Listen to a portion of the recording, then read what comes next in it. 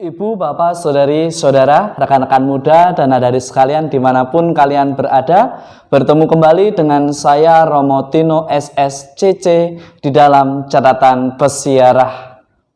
Di dalam lembaran kehidupan kita memerlukan yang namanya seorang sahabat.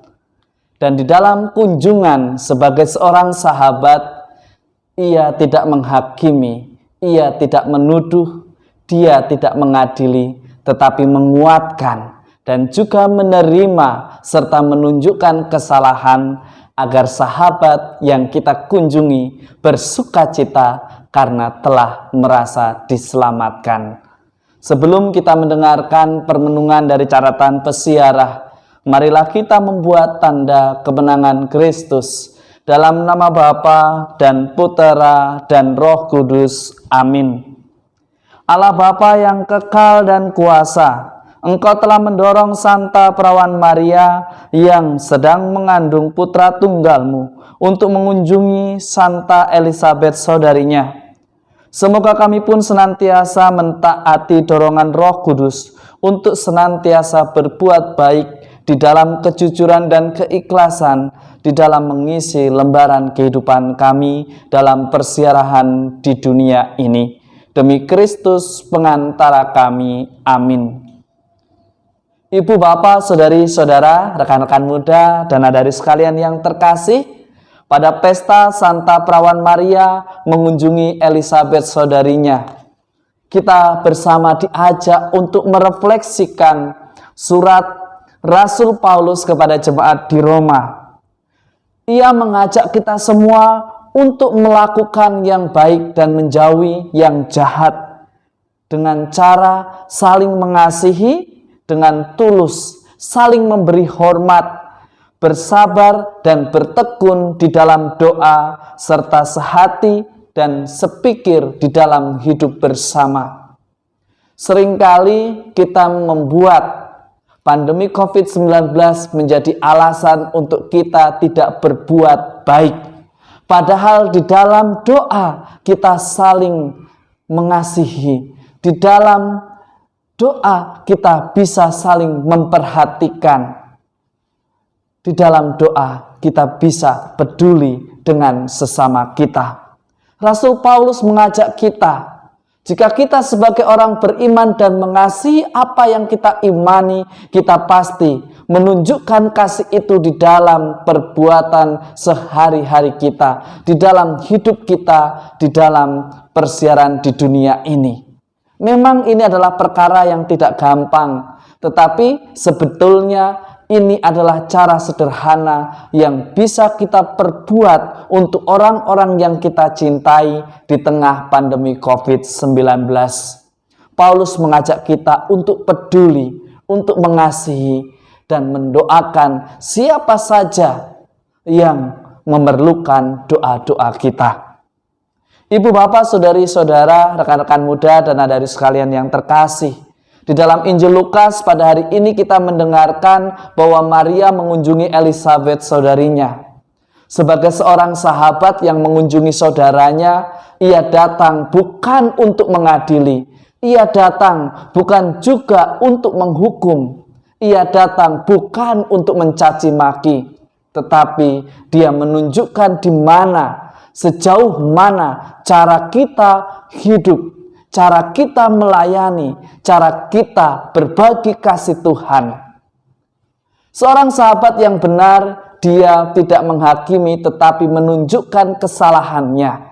Tidak hanya berhenti menunjukkan kesalahannya, tetapi mencoba memberikan opsi yang bisa dipanggil, yang bisa diambil untuk langkah hidup selanjutnya. Bisa jadi sebuah solusi, bisa jadi sebuah jalan, bisa jadi salah satu cara untuk mencapai pada solusi yang seharusnya dijalani. Tentu masing-masing pribadi memiliki kehendak bebas dan pilihan bebas. Tetapi sebagai orang beriman tentunya mestinya bijaksana di dalam pengambilan keputusan. Contoh hal sederhana, ketika teman kita, saudara kita jatuh. Sebagai seorang sahabat, ia harus datang merangkul temannya, menunjukkan kesalahannya, memberikan peneguhan, dan membantunya untuk menemukan solusi agar meninggalkan sesuatu yang tidak baik menjadi baik. Menjadi sangat lucu, menjadi sangat ironi ketika kita mengaku diri bahwa kita beriman akan Tuhan kita Yesus Kristus. Bahkan Yesus memerintahkan ketika ditampar pipi kananmu, berikanlah pipi kirimu. Tetapi kenapa orang yang kita cintai, sahabat kita, anggota komunitas kita, anggota keluarga kita, ketika berbuat salah, seolah kita tidak mengenal, seolah kita tidak menjadi bagian dalam hidupnya, seolah kita bukan menjadi keluarganya. Yesus melalui teladan Bunda Maria mengajarkan kepada kita bahwa kunjungan, menyapa, tidak hanya karena kita berjauhan, tidak hanya karena kita berdekatan. Kunjungan mungkin berbeda kamar, berbeda ruangan. Kita bisa mengunjungi dan saling menguatkan. Jangan menjadi pribadi yang bisanya hanya mengkritik dan merasa diri paling berjasa. Hari ini Maria memberikan teladan kepada kita semua. Di dalam kecemasan, di dalam kebimbangan, di dalam kebingungan, ia mengunjungi dan saling menguatkan. Mereka tahu kepada siapa mereka harus datang dan berbagi kisah. Seorang sahabat tidak akan pernah menjerumuskan, dan orang yang bijaksana, dia tahu kemana ia harus pergi dan meminta nasihat serta penguat di dalam mengambil keputusan untuk mengatakan ya atas pelayanan yang Tuhan minta di dalam persiaran hidup kita.